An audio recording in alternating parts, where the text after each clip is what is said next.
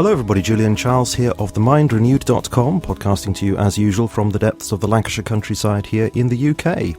Today is the 18th of March 2015 and I am delighted and privileged to welcome to the programme Dr. Katherine Albrecht, who is an internationally respected privacy researcher, consumer advocate, best-selling author, and US nationally syndicated radio host, and also senior executive with the private search engines StartPage and XQuick, which, if you don't use those, I do highly recommend them. I've been using XQuick now for several years as my web browser homepage instead of the monster Google. Dr. Albrecht is also on the team developing a new privacy-protecting email program called StartMail. She holds a doctorate in human development and consumer education from Harvard University and has been involved for many years in testifying before various US legislative bodies. Katherine, it's great pleasure of mine to welcome you to The Mind Renewed. I've heard you many times over the years on the late, great Dr. Stanley Monteith's Radio Liberty show, so it's wonderful to be speaking with you here today. It's terrific to be on with you, Julian. What a pleasure to be on your program, and what a pleasure to be speaking to. I know it's people all over the world, but particularly the people in Great Britain who I really have the deepest respect and admiration for. Well, I really am so glad that you agreed to speak with us. And I particularly wanted to invite you to join us around this time because over the last few weeks, I've received a number of emails expressing concern about what's going on in Sweden, where it was reported in late January that there's this new office building in Stockholm and it's offering workers the opportunity to have an RFID microchip implanted under their skin, their hands. And this is, of course, this is billed as, for convenience, of course. So that they can access buildings and rooms and computers and all that kind of thing, without a key or passcode.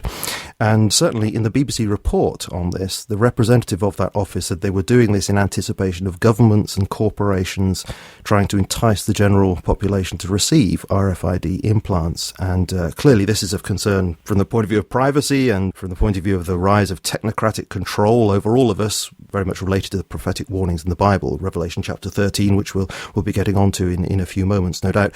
So I'm absolutely delighted that you are with us today, Katherine.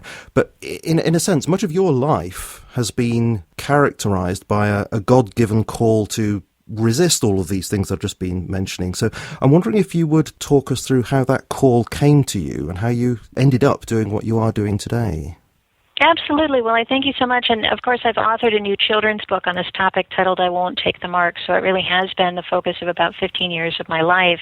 As a secular activist fighting against just big brother incursions and government use of these technologies, and from a medical standpoint, concerns about risks that implanted radio frequency devices actually have from a medical perspective of causing cancer. But really at the heart of all of it is an experience I had when I was a young child in the Midwest, and my grandmother actually called me. We were putting away groceries from the grocery store, and she said, Kathy, and at that time I wasn't Dr. Katherine Albrecht, I was just Kathy, and she said, I have something I want to tell you. And so we sat down at the linoleum table in this farmhouse kitchen, and she told me that a day would come at some point, we don't know when, but that someday an evil ruler would take over and rule the entire planet, and he would require all people, great and small, rich and poor, free and imprisoned or enslaved, really everybody, all 100% of the world's population, to receive a mark on their right hand or their forehead. And of course she was referring to that passage in the book of Revelation. And for listeners who want to find the passage, it's easy to find. Revelation is the last book of the New Testament. So it's the last book in your Bible. And if you turn to chapter 13, which kind of has a bad reputation as an unlucky number anyway, so you can remember that. And then the last 3 verses of chapter 13 refer to this prophecy. And it was a prophecy shown to the Apostle John, one of the 12 apostles of Jesus Christ. He was a very old man. Some say he was in his 80s or beyond. He was in exile on a tiny island called Patmos off the coast of Greece, and he was shown a vision of what would happen as essentially all of the events of the Bible draw to a close before Christ returns to create a new heaven and a new earth, and we really get to the end of the whole story. So this prophecy, of course, it's lengthy. Revelation is a long book, but in this particular passage, it refers to the rise of the ruler of the end time.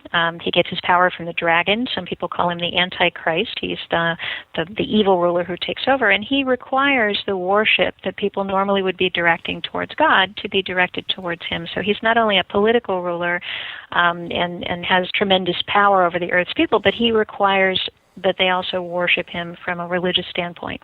And so my grandmother, she didn't go into all those details, but she said there's going to be a time when all people will be forced to receive this mark in their right hand or in their forehead, and without this mark, they will not be able to buy or sell. And the Bible, in those three passages at the end of Revelation 13, verses 16 through 18, the last three verses there, says the number that in everybody's hand or forehead will be a mark, and in the original Greek that word is charagma, which means sort of an engraving or a puncturing, that will contain the number 666, which is the name and or the name of a man or of man. And it's unclear from the original Greek because they don't separate a man versus mankind. So we don't know what kind of number this is, but there's a number in there, and that number is 666. And so my grandmother, when I was 8 years old, made me promise never to take this mark. Now, I'm in my 40s. This was back in the 1970s. There was no satellites. There was no internet. There were no cell phones. There were no desktop computers. And there weren't even any barcodes at that point in time. I had never seen a credit card. A few people had them, but I'd never seen one. My parents paid for everything in cash or with a check. The price labels in the store were either affixed paper stickers or they were that purple ink that they used to stamp on that people old enough will remember. So I struggled at the age of 8 to try to understand how one could do two things. First of all, how could one possibly buy and sell with a number? Because I'd never seen it done. I've only seen people buy and sell with cash. So that was the first question. Are we going to move to a time when things are bought and sold with numbers? And of course now you fast forward 30-some years or 40 years and people buy and sell virtually everything with a number. It's which number do you want? My PayPal number, my Bitcoin number, my credit card number. Sure. The second piece... Yeah, go ahead. Sorry, obviously there are many things that we could just jump into discussing about that. Before we actually leave this business about the prophecy in the book of Revelation chapter 13, I wanted to ask you a question about that first before we move on. And that is that there's somewhat of a trend in biblical studies these days to say that was talking just about the Roman Empire during the first century, and therefore perhaps we shouldn't be thinking of this as prophetic of the future at all. Now, I don't agree with that, and obviously you don't agree with that either. So I'm just wondering if you could spell out why you think this is actually talking about the future and not just about first century. Absolutely. So that position is known as preterism, which is the position that the prophecies of Revelation have already taken place. And it's one that's held by many members of the Catholic Church. I've certainly had many conversations about that. It's held by other people, biblical scholars. It's a relatively recent position. And let's talk about why I can pretty much categorically state that it's not true.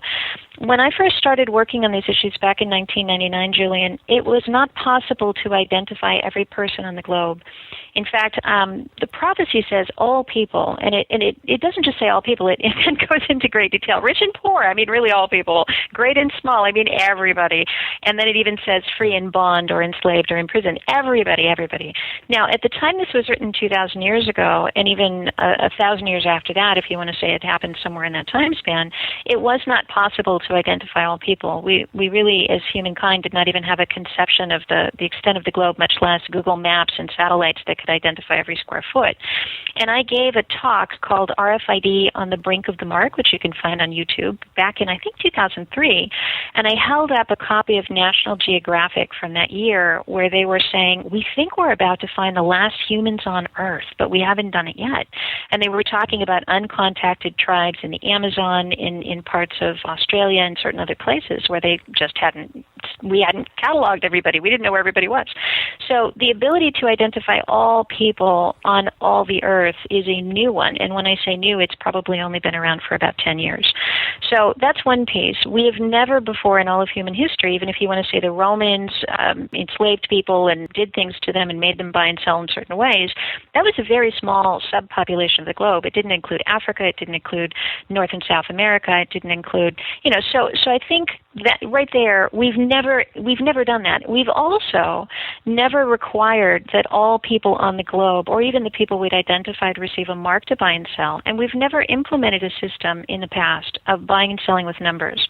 So all of this has really come about since the computer era. Most of it has only been here since about 2009, 2007, around the time the cell phone came into play. So this is a very new ability. We are living, Julian, in the first time in human history where we have the technological technological ability to put all those things together, to identify everyone, to move to a numbered currency, and to physically put a mark on every single human being on the face of the earth. And that's never happened before. Now, yes, some people, just to finish that, go on. Yeah. Well, just to finish that thought, some people will say, and I do believe this, that we see shadows of prophecy in the Bible, that we can look historically at some of these prophecies and see where we had a shadow of it fulfilled. But when you look at the full fulfillment of it, it's so clear that it's happening around us right now that I think to say otherwise would be to maybe not pay attention to current events. Funnily enough, that's exactly what I was going to say then, where I was interjecting. I was going to say that there are recapitulations of prophecy, aren't there, in Scripture? So, indeed, this could have been partially fulfilled at the time of the Roman Empire, but there's no reason at all. And in fact, there is reason, as you've just said, why this should receive a fuller fulfillment in the future. Absolutely. So, can I just ask, what do you understand by the mark on the forehead or on the hand? I mean, there are loads of interpretations, as you know. Is this a branding? Is this talking about some coinage with, a king pressed on the coin? Is this connoting the Jewish phylactery worn on the forehead and tied around the hand? I mean, how do those thoughts fit into how you interpret it? Well, it's interesting, Julian. When I was a child, I couldn't understand the buying and selling with a number part. Now you could ask any 8-year-old, and they'll have 100 answers for you, and we all understand it. So there's no mystery. How do you buy and sell with a number? If anything, it's hard for people to imagine there was ever a time when we didn't do that. So my understanding of biblical prophecy is that there are pieces and components of this that will become extraordinarily obvious as they unfold. But as we try to predict them in advance, we simply can't understand them. So we don't know what the next technology breakthrough is. We couldn't have predicted the credit card even, and the buying and selling with numbers. I think probably even 100 years ago that would have been inconceivable, and yet now everyone knows what that is.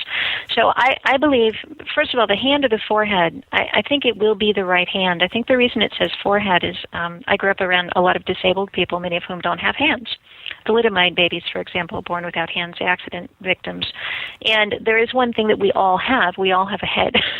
There's a gentleman who does a comedy routine and inspirational things, and he is just a torso with a head. Quite an entertaining and very brilliant man, but he has no limbs. And even someone in that state has a head. You have to have a head to live. It's really the only part of your body you're required to have. So to put the mark on the forehead would make sense in the event of not having a hand. And I think it's simply the Bible's way of saying, no, really we mean everybody. And you're not going to be able to just chop off your hand and say that doesn't apply to me. It will be applied to all people. As far as what it will be, it's very clear that it is some kind of numbering system that goes into the hand or the forehead or onto the hand or the forehead.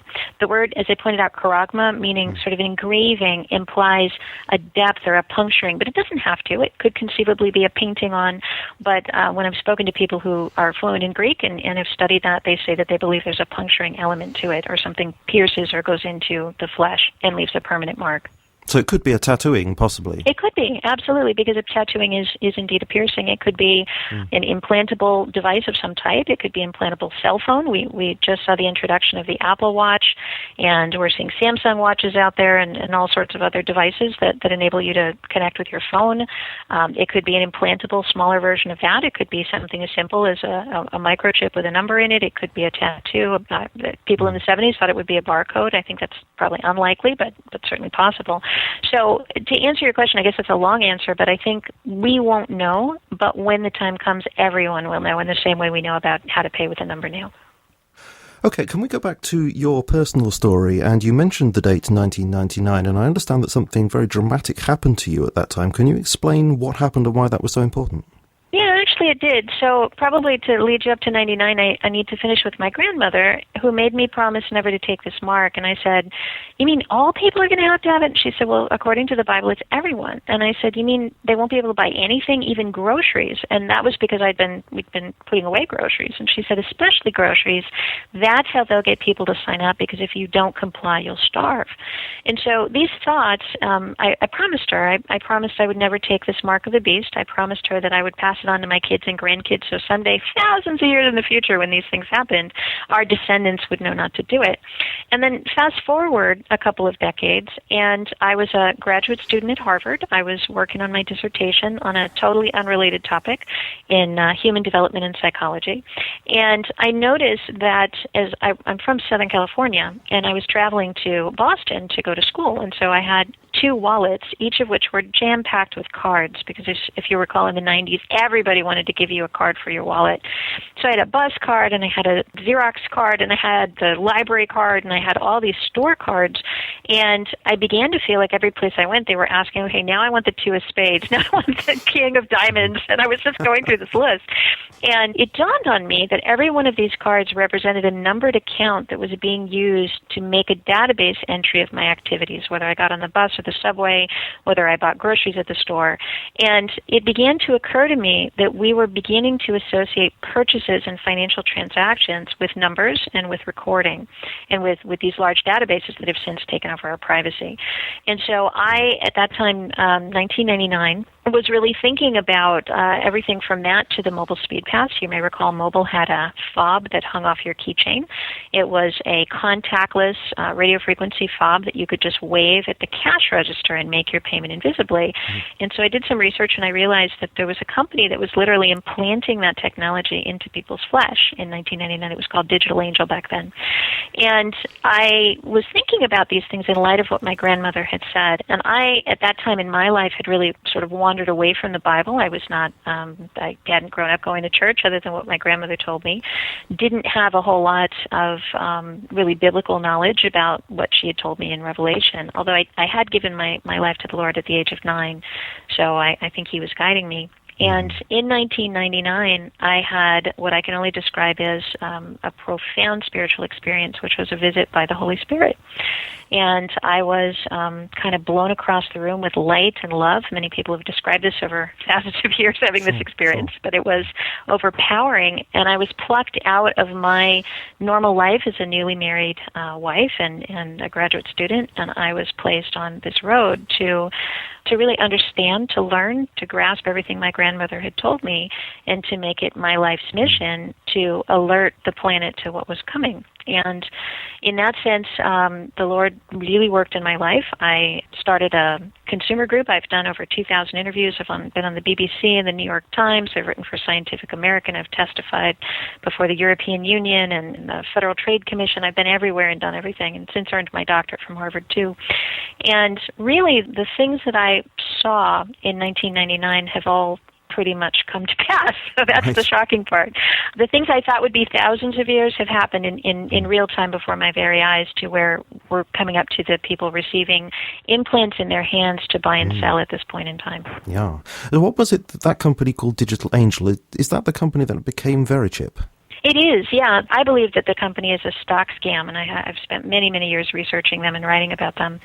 Scott Silverman, who runs the company, was promoting implantable microchips, the same ones that are implanted into dogs and cats, as a way to help medical patients to be identified in an emergency room in the event that they didn't have ID or were unconscious. And so he's been really promoting this, I think, more in the media than in real life, because the company makes less than $2,500 a year from selling the microchips, or had for many years.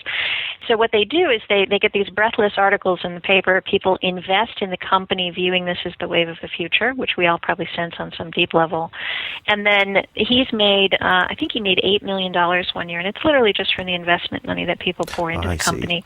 So they've been known as Digital Angel, Verichip, the Positive ID Corporation. They just rebranded themselves yet again. And Scott Silverman has made tens of millions of dollars from scaring people, I think, with the technology that's only been implanted in a couple hundred people total worldwide. Right, so it did actually get implanted in people. Is that diabetic patients and Alzheimer cases? Yeah, so this is probably a good time to tell the story of one of the big victories that we've scored over this technology in 2007. 2007, I was actually quite afraid that we were seeing big inroads with this.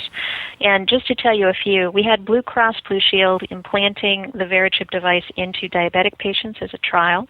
We had John Halamka, the head of IT for Harvard University, writing glowing articles in medical journals about how this would be so great to put in all the Harvard faculty and the students, and it needed to spread.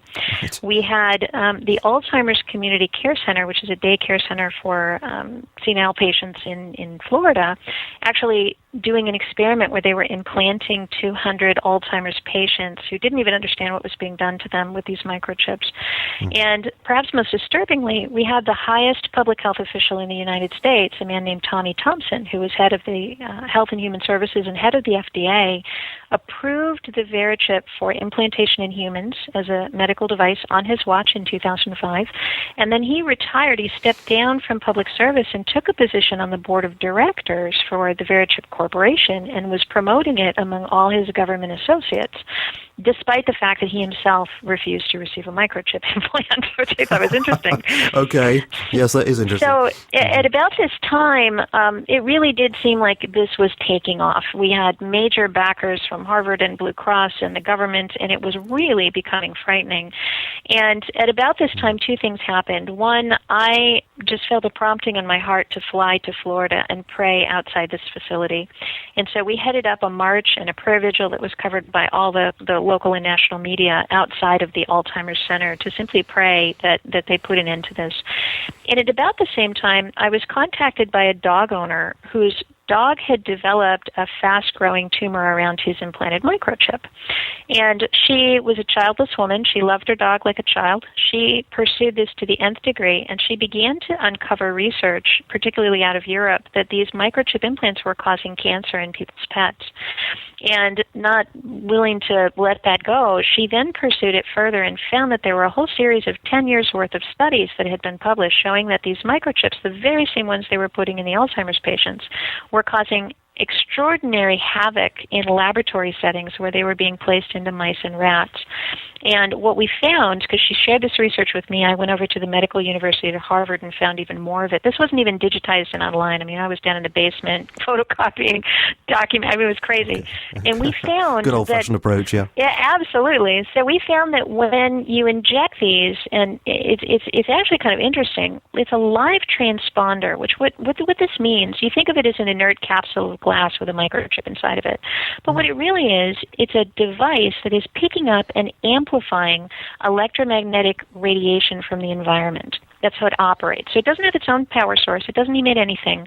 But if it's around power that's operating on its frequency, it will pick it up and amplify it inside the flesh. And as we know, exposure to electromagnetic radiation is controversial to begin with, but when you put that deep inside the flesh where there's already an irritant because it's a foreign body inside of an animal or a person, then it seems to give rise, I mean, we certainly know this from the researchers who wrote this specifically, that it was giving rise to cancer. It was actually causing cancer in the surrounding tissue.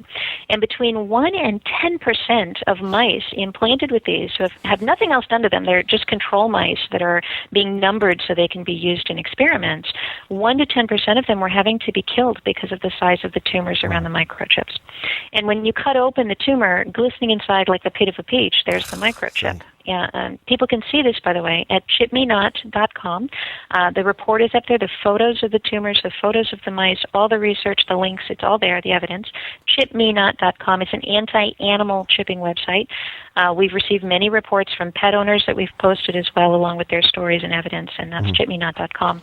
So at the same time that I flew to Florida and we had this wonderful televised prayer vigil at the facility, I was also working on a investigative research piece with Associated Press reporter Todd Lewin, and we took 6 months to go over these documents, to contact Sloan Kettering Cancer Institute, to talk to human cancer doctors, and he published the most definitive scathing attack on implantable microchips from a cancer perspective.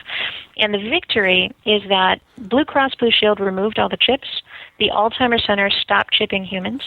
John Halamka hasn't breathed a word about it since then. We saw the stock value of this corporation, the Verichip company, go from about $11 a share down to 24 cents a share. They literally lost all their stock value. They were delisted from the stock exchange even. And so it really was, since 2007, when they were at their height, there have since been no one that I'm aware of in the United States actively promoting microchipping of humans for any purpose whatsoever other than the tattoo artists and the hobbyists who were doing it kind of rogue outside the system. And that's even what happened in Sweden.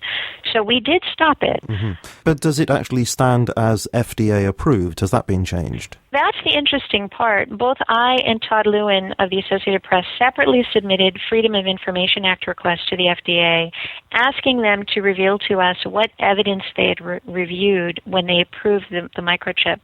And illegally and in violation of U.S. law, they have failed to reply to either of us. All these years later, it's been 8 years, and they've failed to reply. So it is I believe, based on statements made by Scott Silverman and representatives of the FDA to the press, that they not only didn't review the articles, but they weren't aware of them, and that when they got caught as having not reviewed them, that they simply thought they could bury their head in the sand and said, we haven't heard anything about it. If I had all the time in the world, I'd probably sue them and we'd make a big deal about it. But it does stand currently as medically approved, although it's not being used for any medical purpose in the U.S. at this time. Mm-hmm. And what about the rest of the world? Obviously, this business is going on in Sweden, but do you know what the status of it is generally around the world? Well, the chipping people in Sweden are part of a club, and it's sort of a tattoo artist. He's covered with body modifications who's doing this, and he's now had 2 publicized chipping events in Sweden. When I mentioned he's a tattoo artist, I think that's significant because many years ago it was Blue Cross Blue Shield, it was medical doctors. Nowadays, it's really these sort of hobbyists working outside of the medical system completely. As far as the prevalence of this, they claim that up to 1,000 people worldwide have accepted these microchip implants in their hands for one reason or another. But again, I know of absolutely no one who is sort of a legitimate medical, government, corporate authority who's advocating this.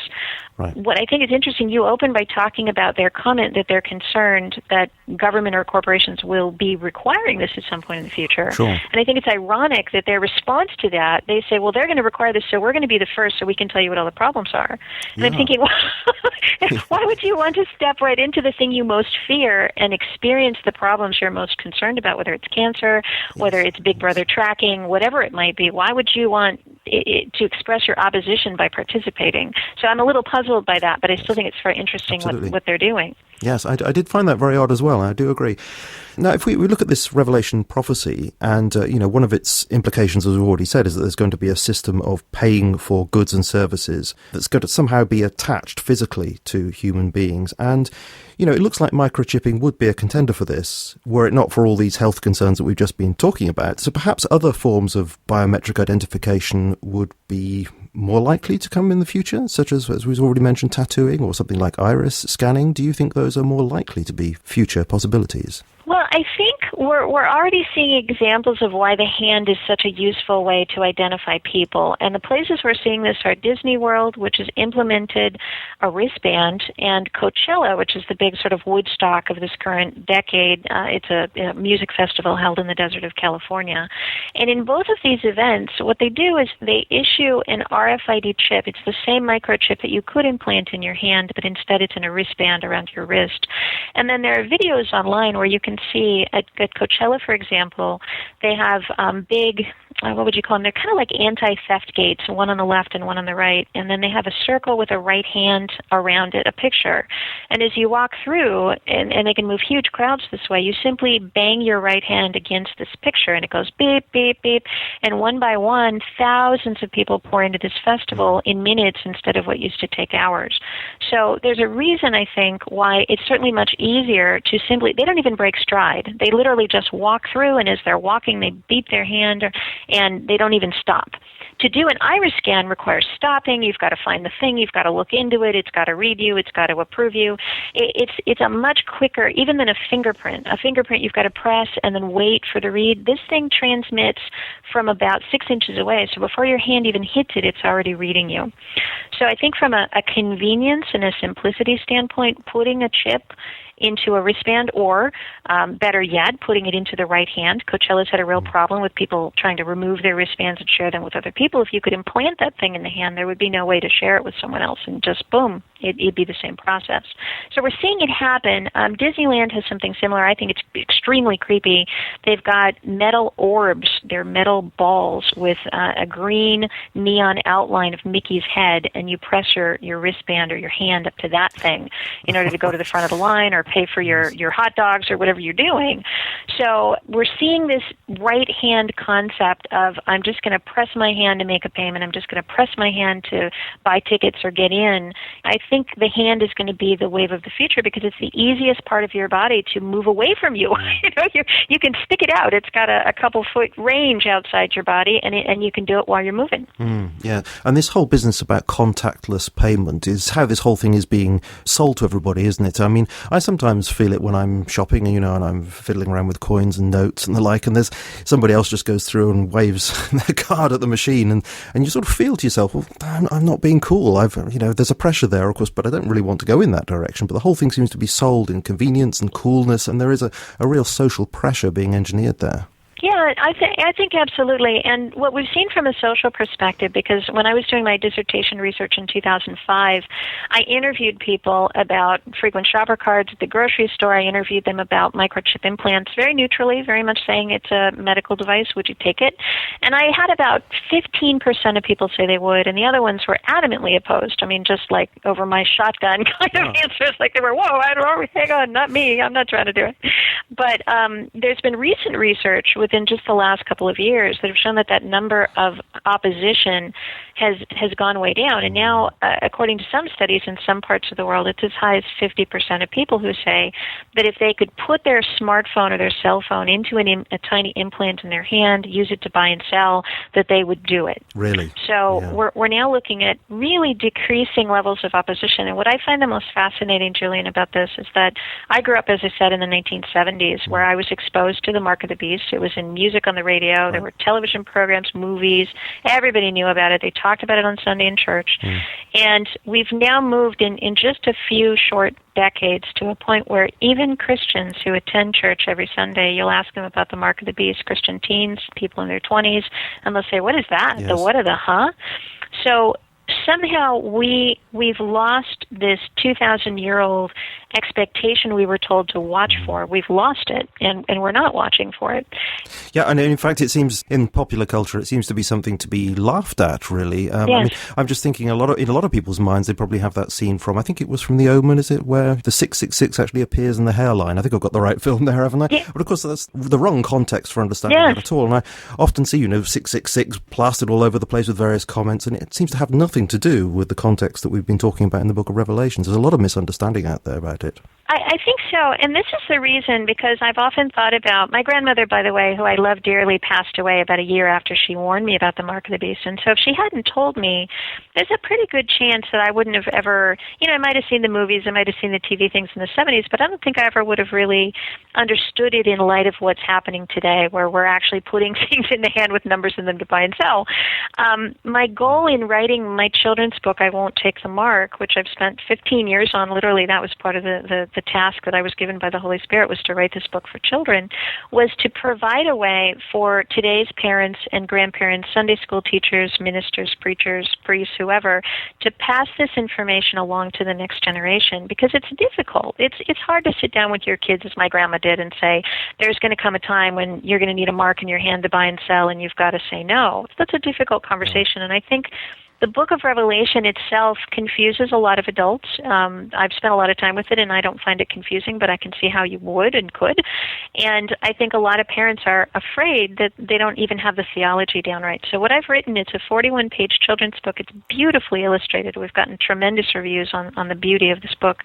And what it does is it has, on each page, there's King James scripture, so it's biblically based. There's not a word in here that doesn't come straight out of the Bible.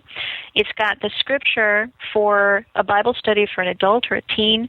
But then on the other side, it's got the children's version of that scripture. So written in very simple, probably a 4-year-old could understand it, level of language. And then there's a photograph to illustrate each of the topics.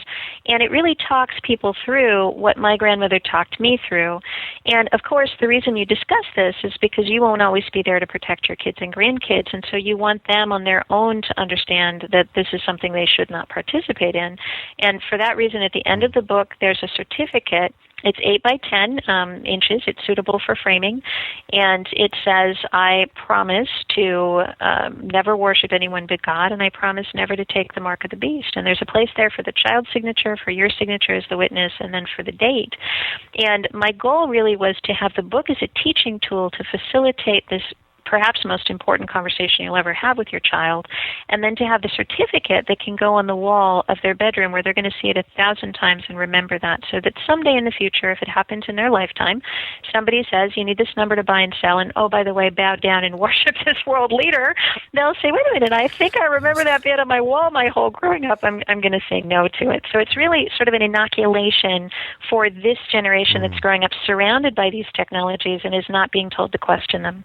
Because on the face of it, from what you've just described there, that sounds really very frightening, actually. So you have this book, and it says, I won't take the mark, and it's beautifully illustrated and all the rest of it. Because I've only seen what's been available on your website, so I haven't read the whole of the book yet. But I'm just wondering how you cope with that, getting across this quite disturbing message, and yet also making it reader-friendly for children.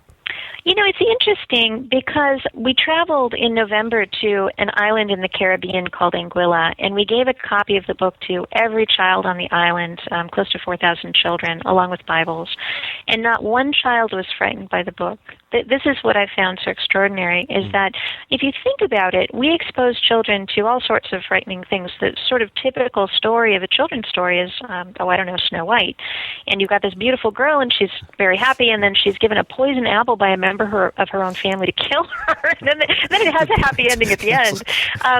Our children's stories, Hansel and Gretel, we're going to fatten you up and stick you in an oven and you're in a cage, but don't worry, it works out in the end. Children are accustomed to stories that have a threat in the middle and then a good ending. And I can't help but wonder if maybe the reason why that model of story it doesn't resonate with us is because it doesn't reflect the ultimate story, which is this story. You've got an enemy. He's manifesting himself on earth and wants to perform the ultimate harm to you. And then you've got a hero. And in the book, Christ rides up. It's in the book of Revelation. It's in my book as well, but it's there because it's in Revelation. Christ comes and defeats the enemy and locks him up and throws him in a pit with a key where he can't hurt people anymore, and then brings the tremendous and beautiful rewards of the marriage supper of the Lamb, the beautiful party. We've got a stairway up into heaven with rainbows. We show the new heaven and the new earth descending. And the book is really one about the glories and the beauty that come after this. So I wouldn't say I find the book scary at all. I found some parents who are themselves not believers, who maybe think about some of these things that may be coming and become frightened because maybe they're not in a position to have made up their minds about what they're going to do. Some parents have found it frightening, but I've yet to see a single child out of thousands who've read this book in my presence be afraid of it. Mm-hmm. Oh, that's very reassuring, certainly. Can I ask you about the other side of this equation? Because obviously we've been talking about what might be technologically placed into human beings, but of course the other side of this is the technological infrastructure that's there to make sense of these implants or whatever they might be in human beings. And of course here I'm thinking of things like the Internet of Things and the smart grid and that kind of thing. Could you describe concerns that you have about the Internet of Things and how that might be part of this whole setup that we need to be concerned about? Absolutely. I think what's being built right now, this sort of frenzy of surveillance that we're all involved in building, even literally in our own lives, by placing drop cam cameras in our homes and having tracking devices and GPS on our phones and purchasing Samsung TVs that can listen to our conversations and share them with third parties.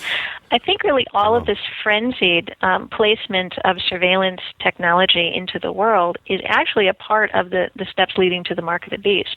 Because if you want to implement a global system in which all people must comply with a particular mandate, then you have to have the ability to make sure that they're complying. You have to have the ability to watch what they say to one another, to see what they do in their homes, to see what they do in their workplace, where they go. You have to have the enforcement mechanism of being able to actually monitor for compliance. And so one of the ways I think of this is God knows every time a sparrow falls from the sky. He numbers the hairs on your head. God is omniscient. He's omnipresent. He's omnipotent. It's among his characteristics to know all things. Satan, on the other hand, I think is relying upon us to build the infrastructure to enable him to do that. And I was just talking to someone who said that they're putting pinhole cameras. This is an academic who researches these things called urban data collection, that literally pinhole cameras are being placed into sidewalks and walls and light fixtures monitors to watch people. Wow. And if you think about that omniscience being built literally into every environment, into every physical object through the Internet of Things, so that when you take a cup of coffee off the shelf in your cupboard and you lift up the coffee maker and pour a cup in, that will be reported somewhere, that will be recorded. The cup will have an RFID tag, the coffee pot will, the appliances will be communicating with the smart grid, and your every move, every moment of your entire day will be monitored and will be judged. And whether you believe in the biblical prophecy aspect or not, I think we've seen enough from Ed Snowden, we've seen enough from tyrannical governments around the world in history to say maybe that's not such a good idea to put power over your life in your most private areas. I mean, the home has always been sacrosanct. To give that kind of power to someone else to surveil, ultimately control you, is a very bad idea. And then you add the biblical component to it, and you just can't help but feel sort of the hot breath of this thing that's being built in order to ultimately demand worship from the world's people. And of course, this is really extrapolating from what already exists, isn't it? Because we do actually have the smart grid. We do have smart meters going into people's houses. I mean, we've received all sorts of adverts for it here, trying to entice us to go along this route. And of course, we also have shopkeepers, retailers actually using RFID in goods, so that all of this is ready to take root in our lives, isn't it? It is. It's quite extraordinary. And a couple of things I could say about this. This was really driven by the whole computer revolution. And as I was pointing out, and younger people may not realize, none of this existed when I was a kid, and I'm not that old. So the fact that this has happened so quickly and really been embraced so fully by the majority of the world's people is an accelerating trend. I think it's moving quickly. And if you look at what the people who are working with Google, for example, we talked about Startpage, which is the private search engine that I helped to create that people should be using instead of Google, because Google's up to no good. And their director of engineering is a guy named Ray Kurzweil, who is the father of the singularity, this notion that at some point we will dump our humanity, we'll dump these packages of meat we call bodies, and we will achieve eternal life by uploading ourselves into the computer system or by merging with our technology.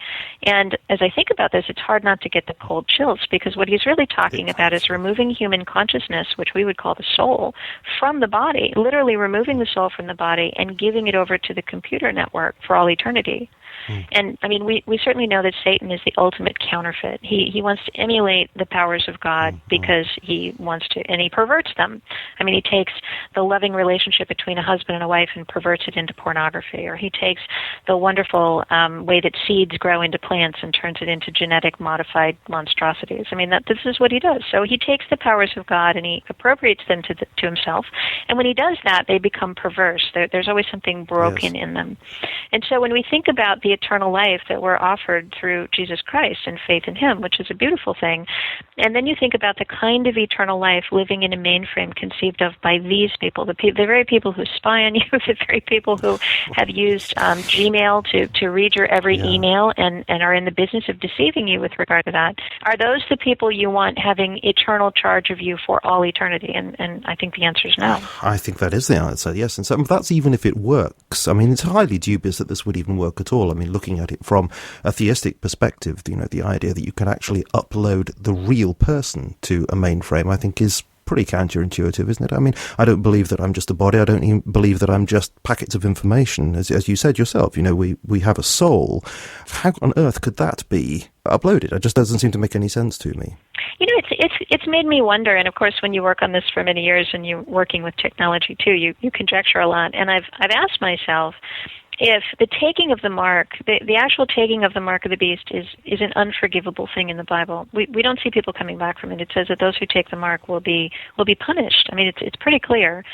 So there's a sense of finality about this act of taking this thing in your hand and worshiping the beast. And by the way, I want to make it very clear, I don't believe any of the 1,000 people who've been microchip implanted have taken the mark of the beast, because the Bible makes it very plain that they must also be participating in worship of something, and there's no component of that yet. Absolutely. But when that happens, yes. Could it not be possible that the very act of taking this thing, of doing whatever it is that you do when you worship, could not involve a transmission or an uploading or a downloading or a deletion of the body or a transmission of who you are into something else?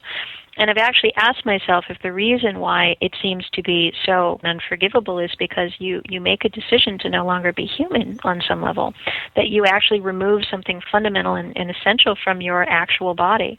And we're not there yet. It seems we may never be there. But if you read the words of Ray Kurzweil, I mean, he's saying 2045. I'm not big on dates, but he believes that there will actually be a point at which we can transfer something of the essence of who we are into a machine.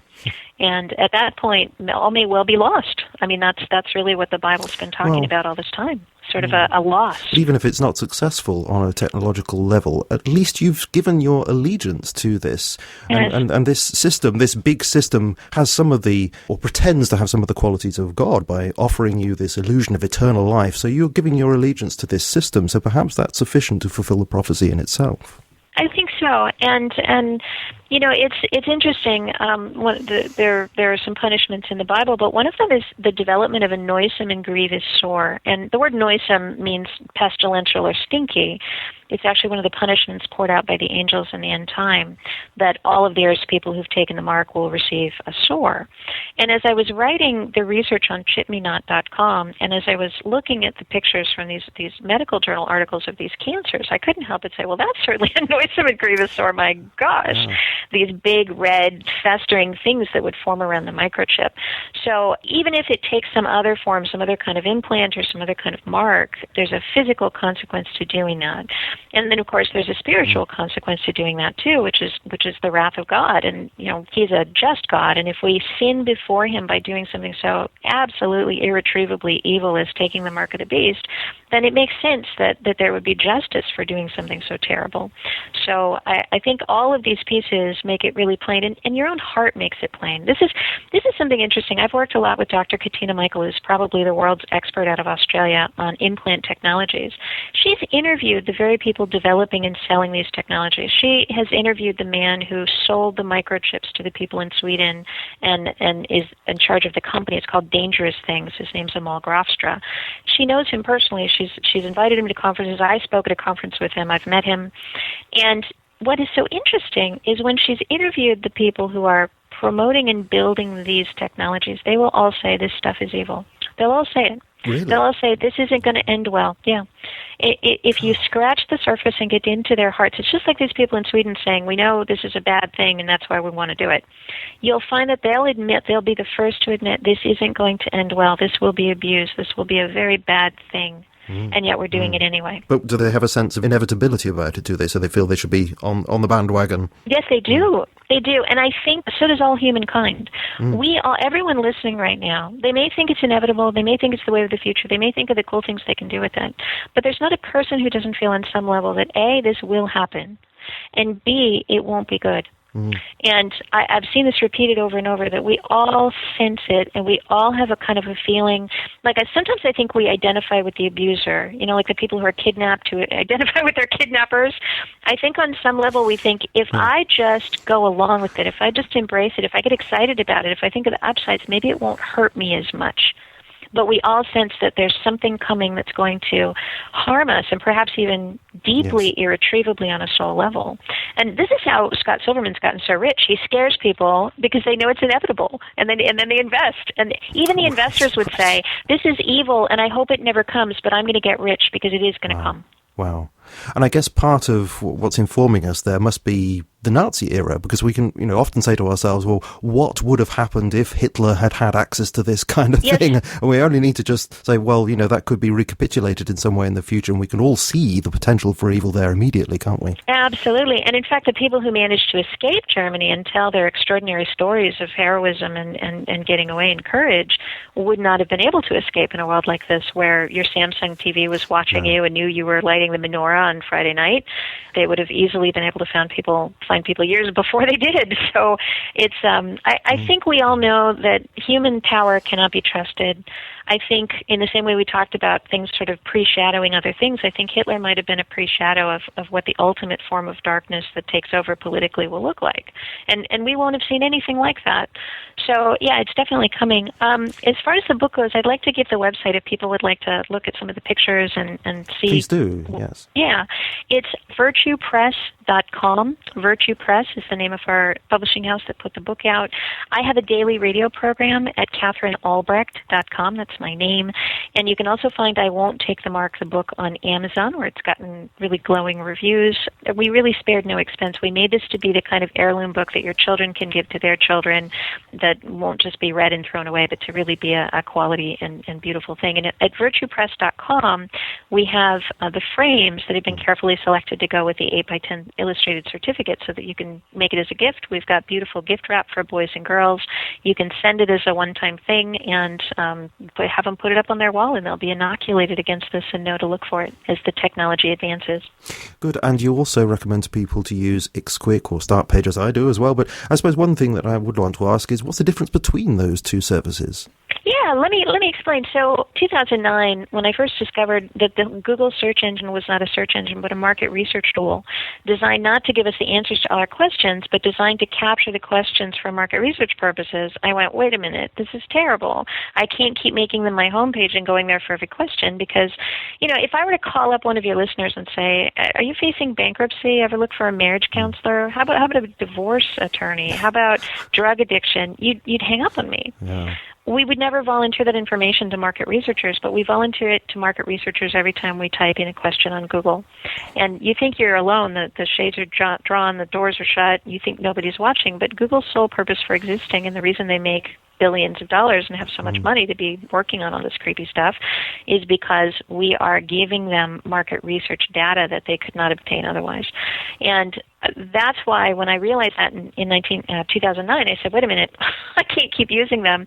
So I found a tiny search engine over in Europe called XQuick, IXQUICK.com, that was serving private search results.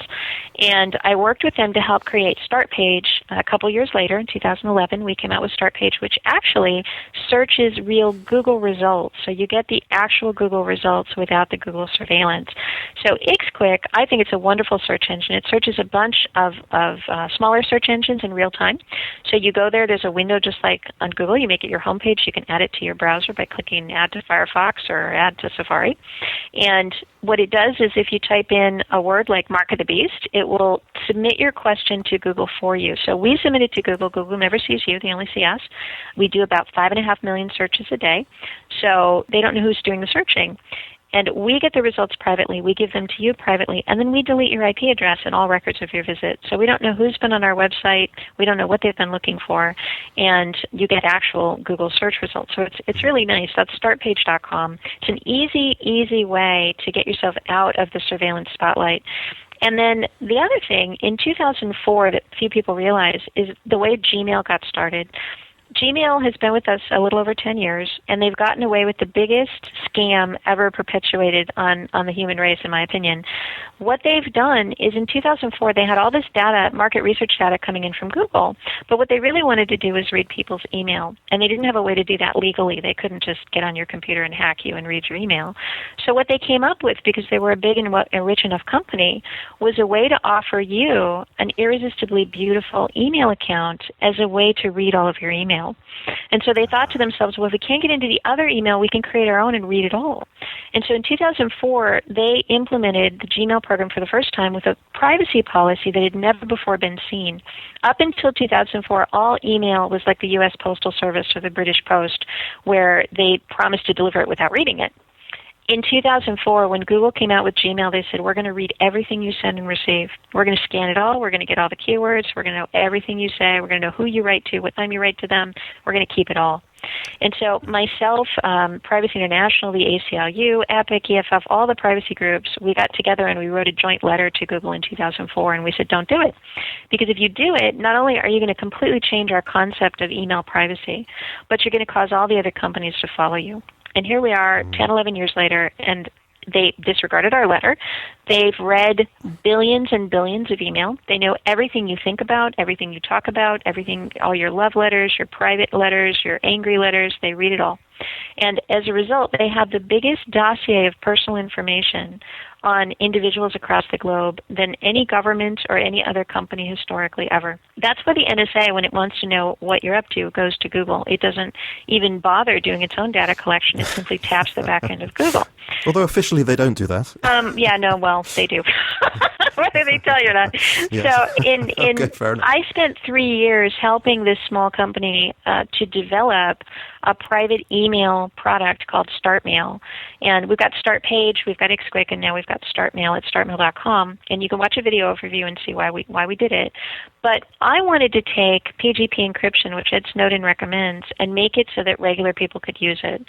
And regular people could never figure it out. In fact, even Glenn Greenwald, the reporter who broke the story, had a hard time learning how to use it to work with Ed Snowden.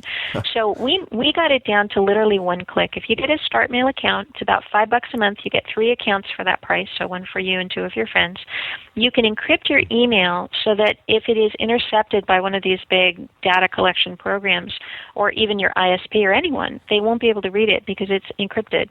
And just to put the encryption in perspective, Julian, if I were to write you an encrypted email through StartMail and then put it through a confetti shredder, and then take that confetti and combine it and mix it up with enough confetti to fill the Grand Canyon 10 times, that's how encrypted one single email is. It would take 45 years to decrypt it.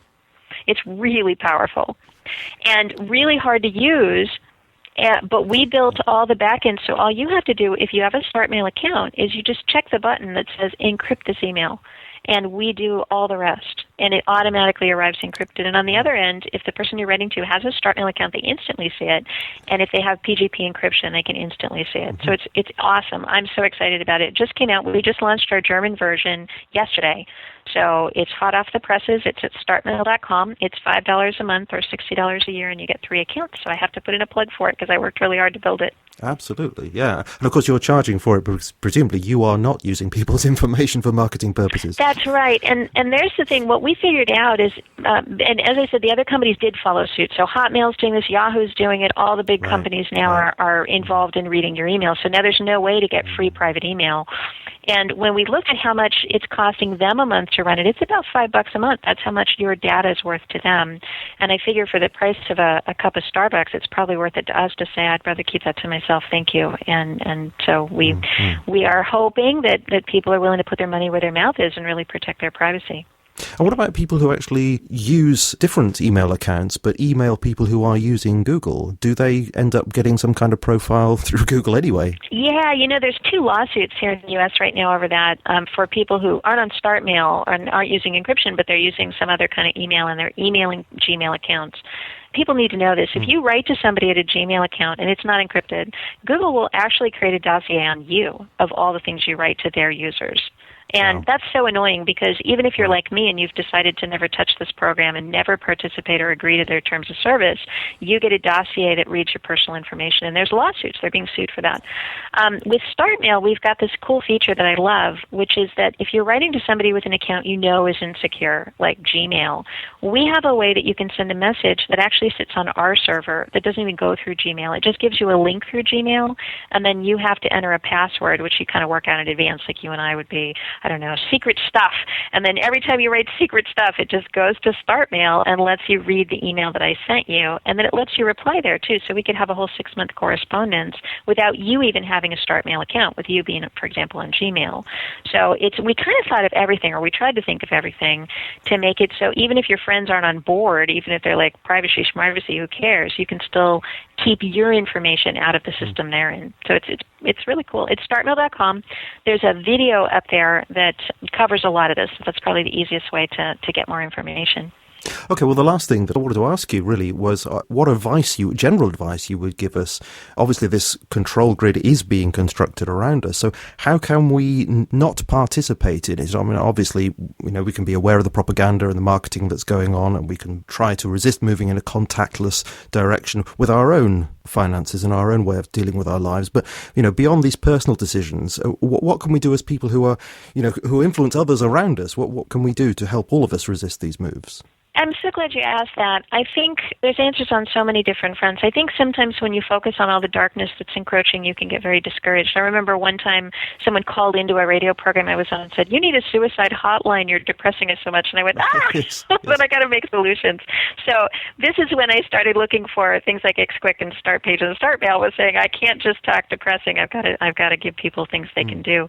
As a Christian, I find tremendous solace in knowing that these things were preordained 2,000 years ago. That even back then, this was known to be coming. Yeah. And the Bible likens it to birth pains. And if any women out there have ever given birth, you'll know that it gets dark before it gets light. You go through this kind of, oh my gosh, what is this? And then the next thing you know, you have the most beautiful gift in the world, and you're looking into the eyes of your baby. And so the Bible makes it very clear that this time will be tumultuous. It's going to be birth pains, and then we will be looking into the eyes of our Lord. So I take solace in knowing that this isn't just happening randomly. It's clear the world's going to hell in a handbasket, but if it were doing that any random way, I would be scared. But because it's doing it precisely the way that was predicted, I actually find that reassuring, because I know what happens next, and this has a happy ending. On a more practical level of just what do you do on a day-to-day basis, one of the things I tell people, cash, use it or lose it. Put away your credit cards. They're probably bad for you long term because they get you into debt and make you not really think it's real money. So I go to the ATM machine or to the bank and I take out cash, and when it's gone, I don't spend it again until the next time I think I can do that, which is how we used to live paycheck to paycheck and not in debt. So cash, use it or lose it. The more people demand to make cash payments, the more likely we are to hang on to cash, which is the only anonymous, reliable form of payment that's not numbered. Yeah. Think twice about your addictions to technology. We are all addicted to smartphones and video games and computer and Facebook and you name it. And I think we need to become more conscious about that. Those parents with children under 5, don't give them an iPad. Keep them off your phone. I know it's tempting. It's an easy way to keep them quiet, but allow them to experience the real world for the first 5 years of their life. Experts and child development specialists are all saying that. I think it's being not enslaved, I guess, is how I would put it if I had to find the bottom line. If you're feeling enslaved to Facebook, if you're taking your smartphone into the bathroom and maybe trying to take it in the shower, you know you have a problem. And I think we all need to step back from the machine and realize it is designed to addict, it's designed to enslave, it is perpetuating and furthering us down this road of total surveillance and the mark of the beast. And we all need to do a little more unplugging. And when people say you unplug, it's amazing. You will spark conversations with other people. They might think you're weird, but you'll get them thinking. And I've been making a point of using less technology, and it feels great. Right, it feels really good. Oh, well, that's good advice. I mean, certainly for me, because people think I'm weird anyway, so it wouldn't matter if I unplugged more. they would just be confirmed in their suspicions anyway. Well, Katherine, it has been a delight to have you on the programme. As I said at the top of the show, I've heard you several times before on other shows and been very intrigued and, of course, informed by what you've had to say there. And so it's been really great now that you've been able to join us today to share your expertise and indeed your love for God with us here at The Mind Renewed. So thank you ever so much for coming on the programme. I've enjoyed it immensely. Thank you so much, Julian. And again, I'm at KatherineAlbrecht.com if people want to write or email or catch my archives or my live radio show. And the book is at Virtue Press or on Amazon. It's I Won't Take the Mark, and I'm sure we'll be talking in the future. And I want to just say God bless you and all your listeners. God bless you. Thank you ever so much for coming on. Thank you. Bye-bye. Well, thanks for listening to that interview with Dr. Katherine Albrecht. Certainly was great to have her on the programme. Just one note before we close. You will remember that we have this debate coming up in a few weeks' time between Christian evangelist Bobby Gilpin and Mormon apologist Michael Flournoy. Up to now, as you know, I haven't been able to say precisely what the motion for debate is going to be because we hadn't quite decided on the precise wording, but we have now. So the motion will be, the Mormon Church teaches a different gospel to the Bible. And, of course, Bobby will be arguing in favour of that motion and Michael will be disputing it. And as I said last time, if anyone has any relevant questions to put to either Michael or Bobby on Mormonism, Christianity, the Bible, anything along those lines, then please do send those questions in via the contact form or the voicemail service at TMR, and I'll try to use anything that I think is suitable. There have been a few questions come in so far, but it would be great to have a few more if that's possible. Also, a little note for those of you who may have heard my interview with Dr. Bennett recently. I still actually have a couple of his books left if anyone's interested, so please do let me know if you're interested in having a free copy of his book. So that's it for now. Hopefully we'll be speaking with Dr. Paul Craig Roberts next week on the subject of the tensions between Washington and Moscow. So it just remains for me to say, may God bless each one of you, and I look forward to speaking to you next week.